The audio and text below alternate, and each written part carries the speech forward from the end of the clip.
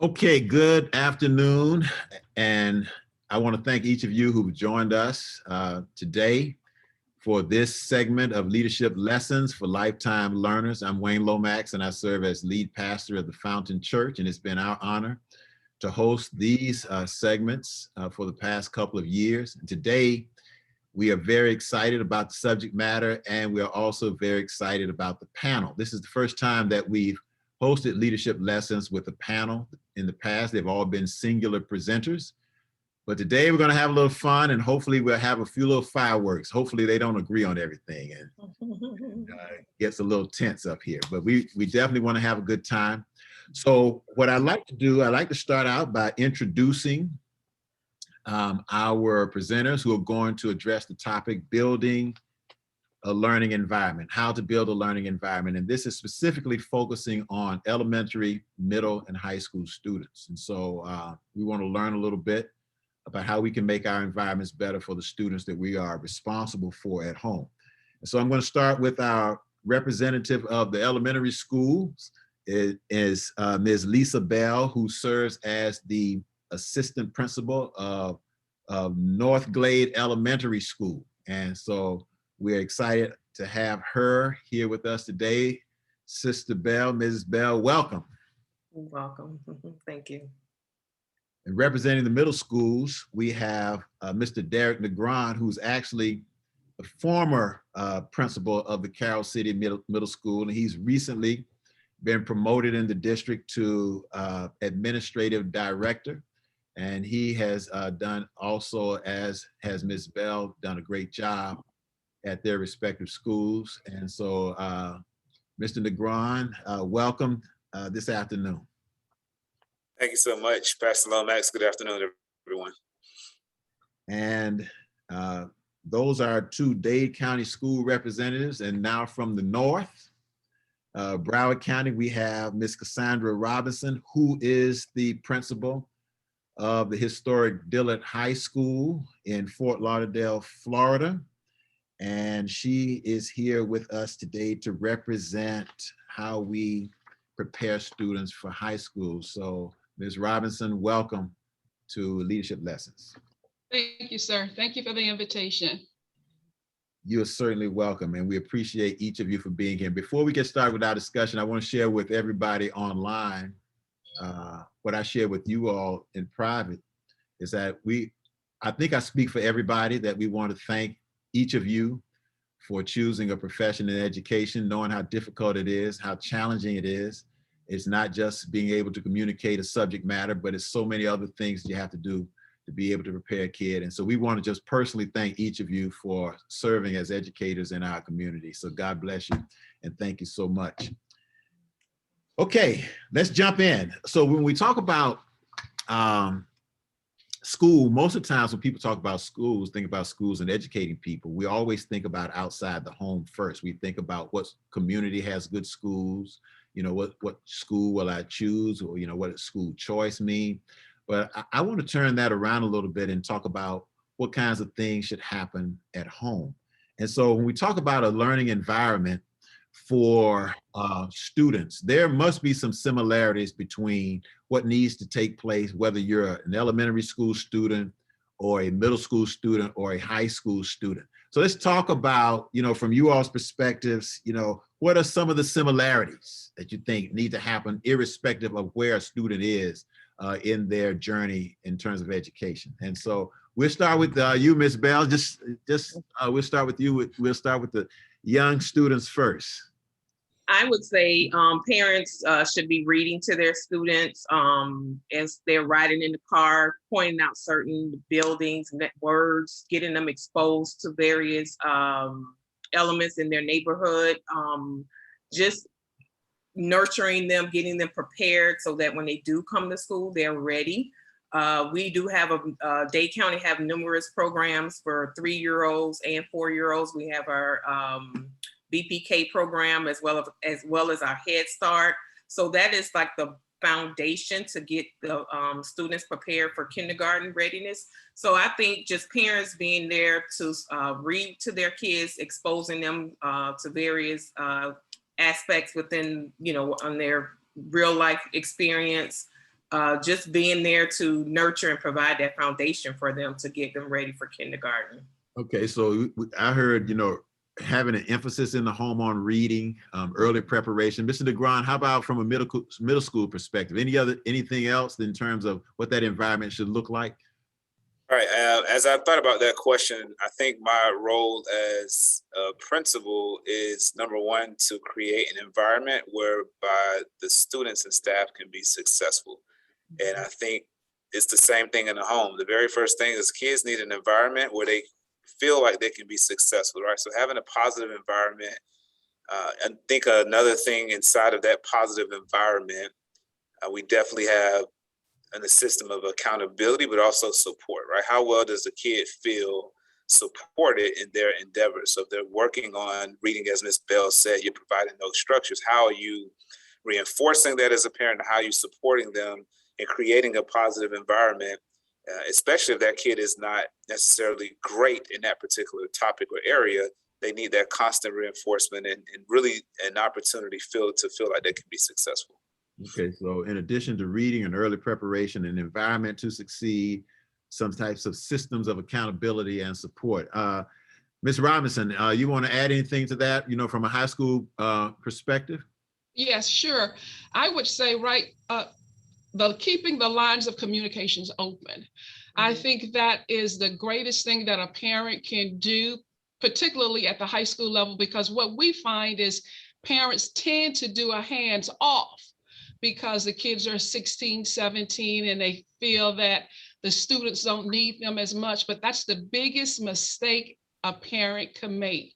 You have to keep your hands on the student, and you have to keep the lines of communications open, because at the high school level, kids become, while academics are certainly important, and that's our first priority, for a high school student is social.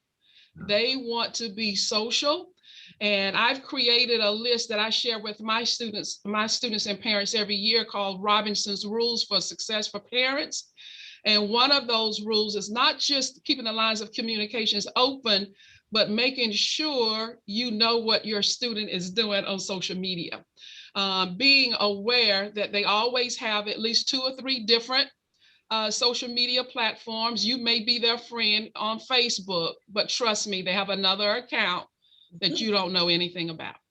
Okay. So staying hands-on, staying hands-on. So just because, and I can relate to that. I had a very good, one of my, my kids were pretty good students. And I remember at one point I said to myself, I don't even know what class this kid is taking. I better get really kind of re-engaged with what's going on, because he's performed so well. But it's more than just the academics. It's also paying attention to what's going on socially in their lives. So that's great. Thank you all so much. Now I want to talk about what are some of the differences, because we know that, there's a wide range in terms of human development between an elementary school student and a high school student. And so a parent would certainly be functioning differently towards those students. So what are some of the differences? What are some of the distinctions that a person might do for an elementary school kid, or for a middle school kid, or for a high school kid? And so we'll start with Ms. Robinson. Let's start with you. I mean, when you're looking at what specifically might be important for a high school student, what comes to your mind? Right. So when a student becomes a high school student, it's really important for the student and the parent to be real familiar with GPAs and understanding and preparing for college. We call it college to career. Unlike at the elementary level where and I don't want to speak for the elementary guests, but it's more foundational, and with the middle school more exploratory. But at the high school level, we start targeting in on the students' interests. And just as you mentioned about, because a student may be a good student, sometimes we sort of lose touch with that student, and being familiar with the student's schedule and the student's interests. So it's real important that a parent is being aware of student grades, knowing what the student's goal is after high school. Is it going right to college? Is it going right to work? Going to the military? Because there are certain things that you have to accomplish at the high school level for each of those pathways. So, yeah.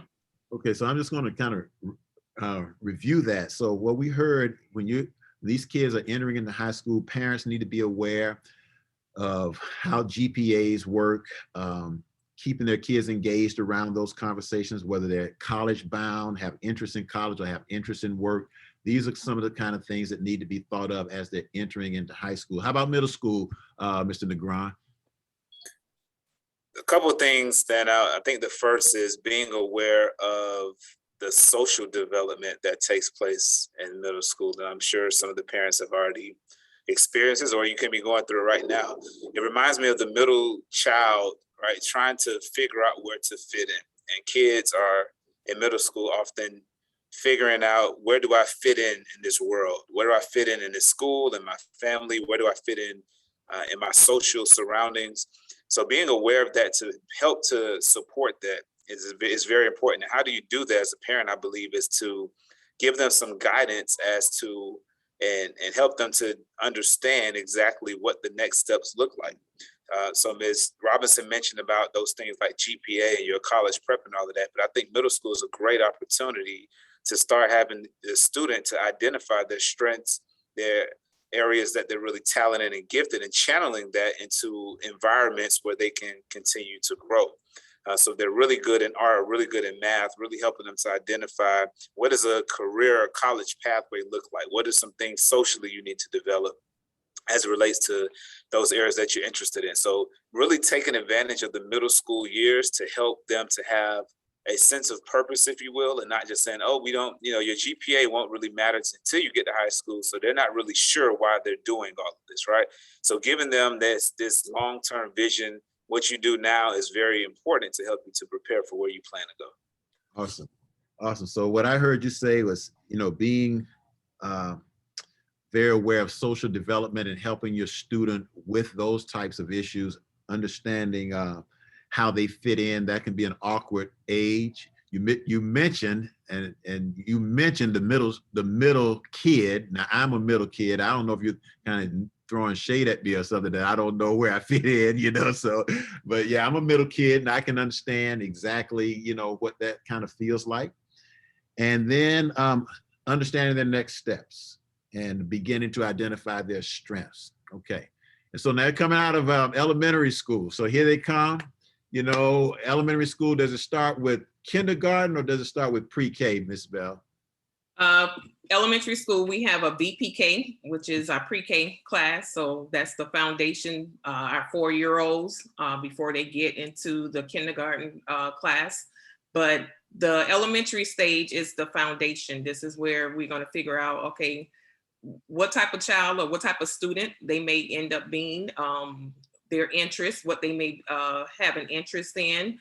As a parent, you want to make sure you have your child at that foundation level where they can grow. We can learn what their interests are, what they want to be, and we can start tracking them. Let me interrupt you. When you talk about foundation, can you break that down a little bit? What do you mean by foundation levels? Okay, so by the school district offering VPK and our Head Start programs, sometimes parents may not want to put their child in the school at that early age, but that is where we get to see them grow. Their brains are like sponges at this age, so they can learn as much as possible. So we encourage the parents to send them to school at that early age so that they can start to become familiarized and with the setting of school, being around other kids, socializing with others, being able to grow, once they get that foundation as far as pre-K, VPK, then they'll be ready for kindergarten. We don't want them coming straight from home, the home setting, right into kindergarten, because they might have not gotten any type of learning at home, maybe just watching TV, playing on their iPad or whatever. So we want them to get that foundation so that when they're in kindergarten, when they get to kindergarten, they will be ready for to learn. So in the perfect world, kid coming into, say, kindergarten, what would a kindergarten teacher love to have that student already know when they hit that classroom? So first we want them to know their real name, not their nickname.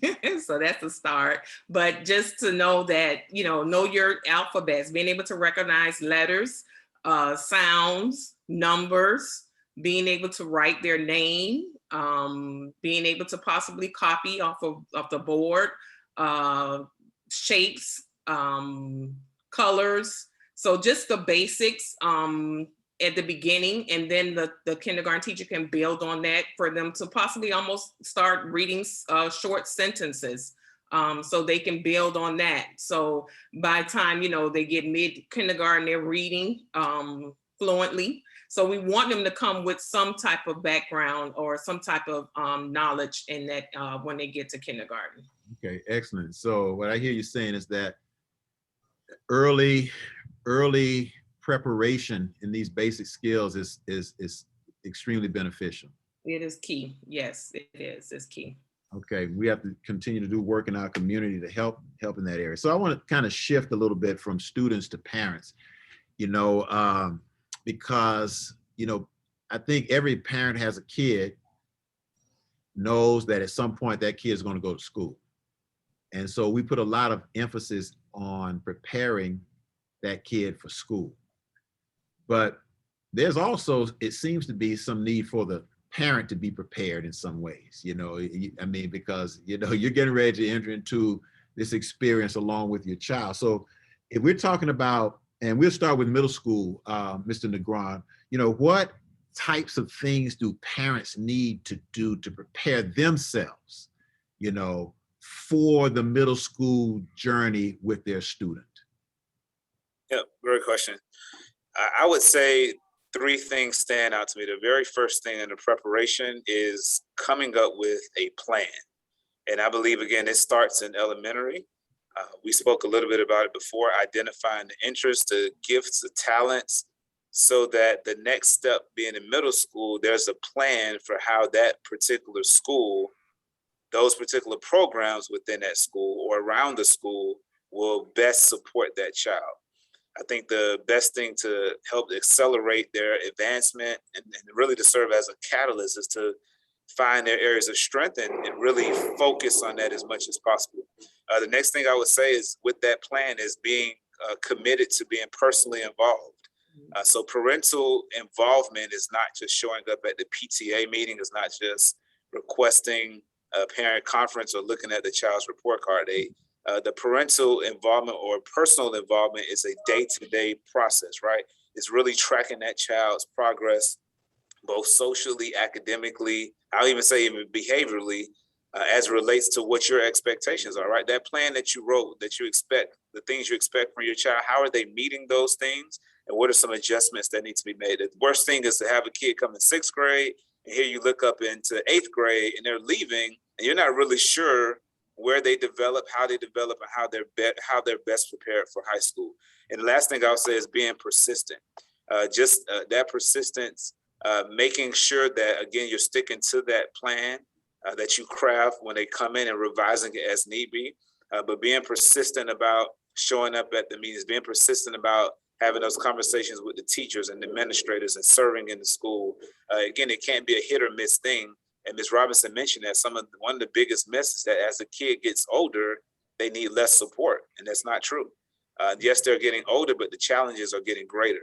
And the same investment in time and energy that it took in the 1st grade is the same thing that the child deserves when they're 7th grade and 12th grade. Wow, awesome. And I appreciate you all saying that, that the support there's a support continuum that needs to be present all the way through.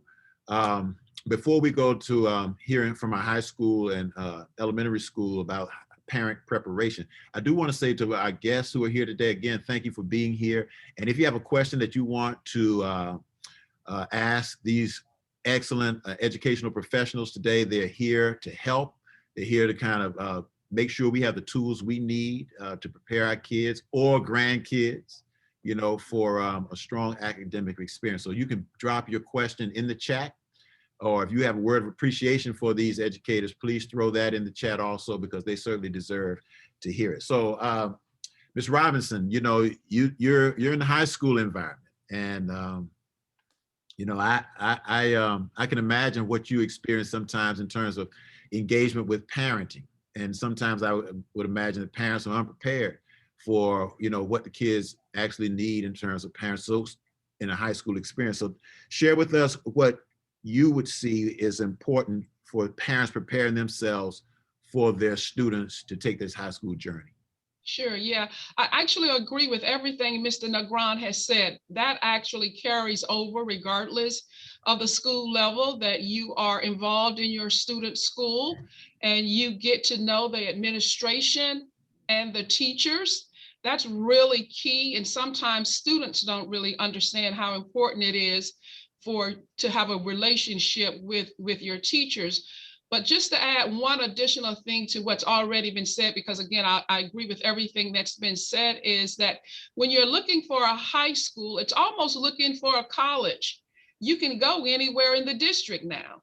So if you know that your kid has a strong interest in music, you should probably be at Dillard Center for the Arts. If you know that your kid has a strong interest in technology, Shameless plug, shameless plug, shameless. you should probably be, attending Dillard Technology program here.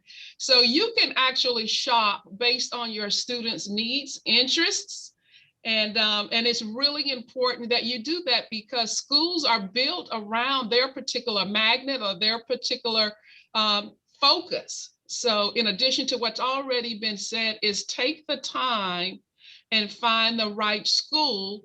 And while we don't like students to move from school to school, don't be afraid to do so if that's not the right school for your kid.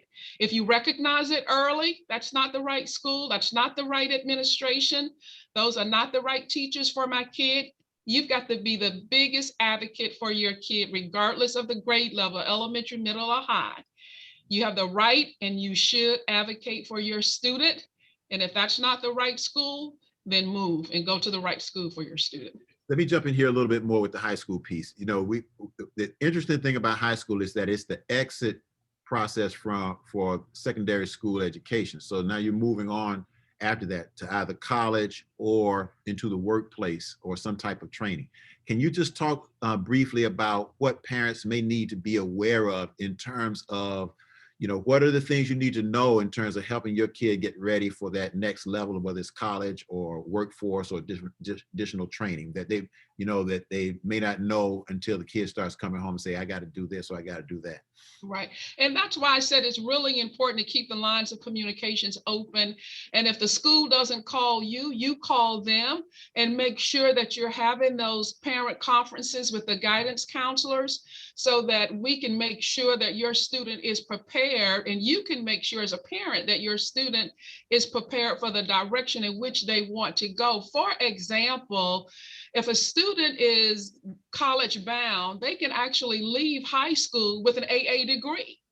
Mm-hmm. If a student is going to go directly to work, I have a program at Dillard with Florida Blue where students can work 20 hours a week, get paid $15 an hour, and continue in that program right after high school. If your student is going to the military, we can make sure that your students are sitting in classes that's going to help them get the right score that they need for the military, or that they're taking the SAT classes that they need to get the right score. And I'm almost certain everyone on this call knows that having the right score and the matching grades to get into the school that you want is really important. And most schools have programs such as through CTASE, where you can have an emphasis if you're interested in cooking or whatever your interest is. We can make sure that that pathway is available for your students. So keeping the lines of communications open with the school and with your student. And it's okay if it changes. It's okay if it changes, but we have to keep the lines of communications open. Okay, thanks a lot. Ms. Bell, I want to hear from you, you know, parents bringing their kids to school for the first time. Mm-hmm. I'm bringing Charles, dropping him off. You know, what does a parent need to do to prepare themselves for this elementary school experience? Well, if some of the things that Mr. Legrand and Ms. Robinson have already stated, but being involved, getting to know their teachers, not just on PTA, not just on back to school or open house, but joining a PTA is very important. That helps build, the parent to be involved into the school so they'll know what's happening, being able to make some of the decisions that may happen at the elementary level. So PTA being involved, getting to know the teachers, who their teachers are, what their teachers expect of them, preparing them to make sure that while they're there at the school, I know the actual layout of what the administrators expect from the students. So meeting with the administrators, meeting with the teachers, letting their face be known, and letting the teachers and administrators know, look, I'm advocating for my child. I'm here. I'm going to be involved. So getting involved in the classroom, getting involved in the school at an early age with your child, that's going to help carry on when they get to middle school. You already know what to expect. You can be involved at the middle school level and definitely at the senior high level. So getting involved as far as the PTA, talking to the administrators, talking with their teachers, and having that dialogue, not just on certain times when the child is not doing well, let me find out what can I do to help my child. So being an advocate for your child is very important. So as a part of the administration, are you saying that the administration of a school would welcome a parent calling the school, introducing themselves, and letting the administrative personnel know that, I'm really interested in my kid's education. Tell me what things I would need to do to kind of make sure that you would welcome that kind of engagement? Yes, we will welcome that, because the parent can be a volunteer. They can get cleared by the district to volunteer. I don't want to volunteer. I just want my kid to graduate and go to Princeton. No, we need you to come into the school sometimes too. We need that support from the community. So we need the parents to be involved as well. So yes, you can call the administrator, speak with them. Yes, we parent doing that. Okay. And that really helps. That's what you're saying. That really helps. Yes, it does, because that lets us know as administrators that the parent is really serious about their child education. They want to be involved. They want to advocate for their child. So we want to, that would be perfect for the parent to do that. Oh, this is really good. Well, I have one more question, and so you guys are going to have to be really quick on this, and then we're going to see if we have any questions from our audience. And so this is right off the top of your head, in an ideal world,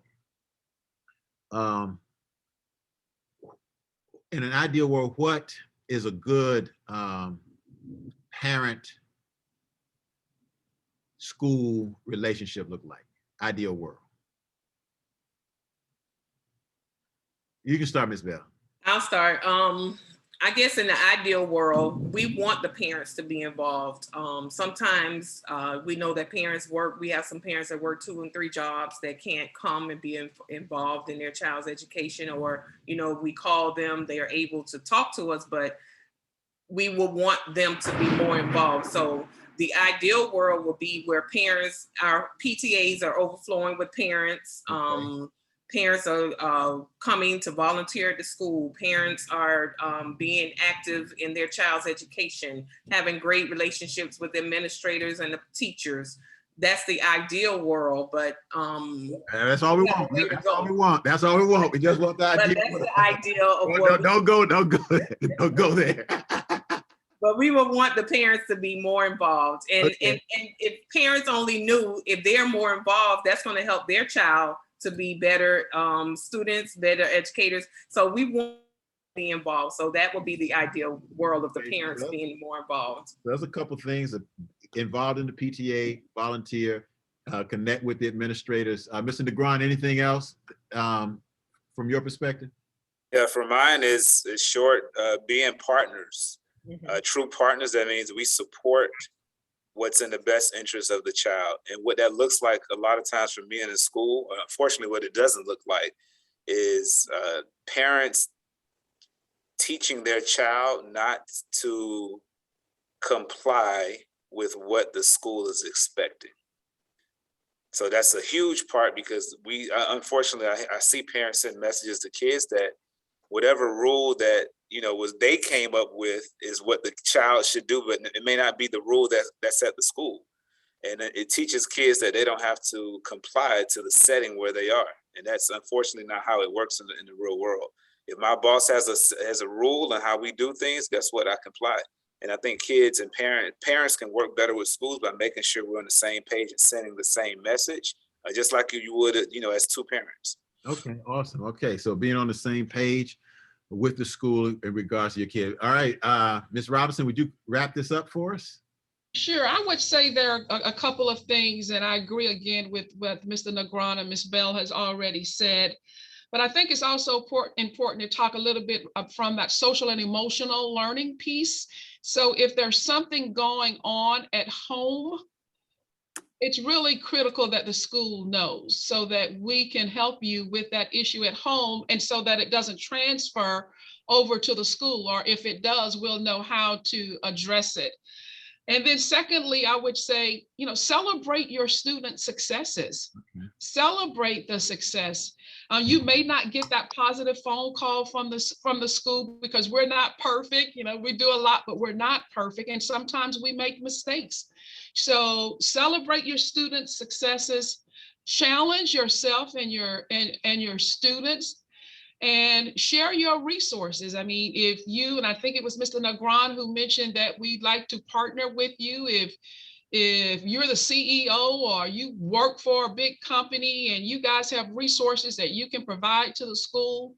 We love that. Particularly at a school like Dillard, inner city school, where we don't get a lot of funding outside of our budgets, and we're always looking for funding. Share your resources. But I would close with saying, celebrate your student successes. Celebrate success. Celebrate success. Well, awesome. Thank you so much. We do have a question from someone in our audience. And so let me just share this question. This is from Lynn. It says, many students who attended school online during the pandemic struggled academically. Are there any provisions being made to offset some of the shortfalls this past school year? So just ask you guys to take a quick crack at that, to share what your school is doing to try to help mitigate some of the challenges from the pandemic. So Ms. Bell. Yes, the district did receive monies for us to have tutoring after school. So we did the tutoring after school. That was for online and for in-person students.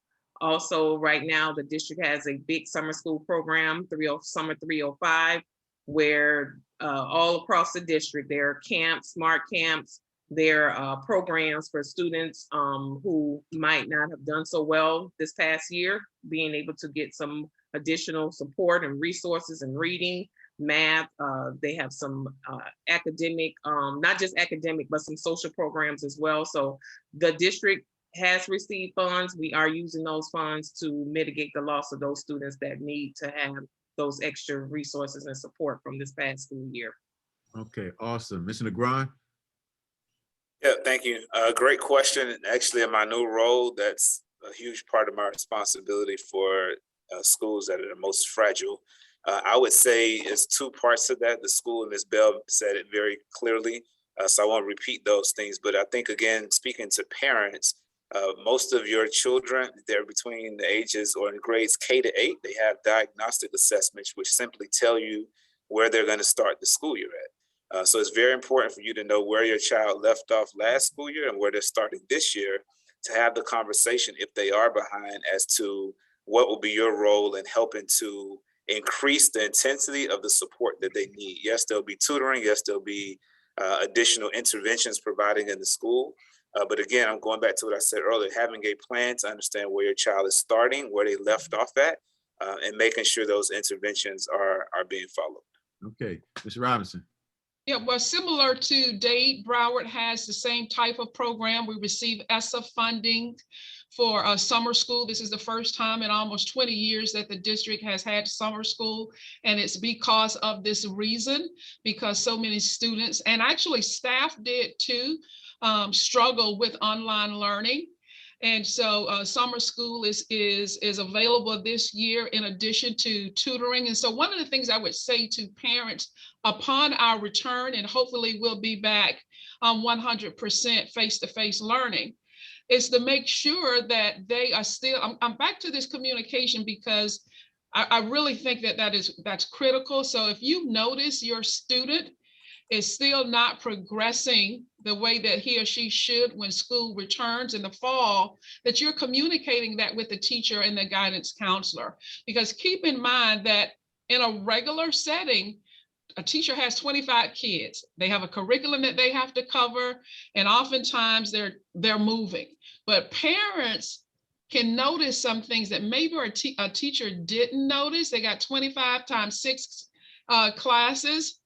We have to keep the lines of communications open. When we realize and recognize that there are going to be some shortfallings in students for the next couple of years, we will feel the effects of this for years to come. Okay.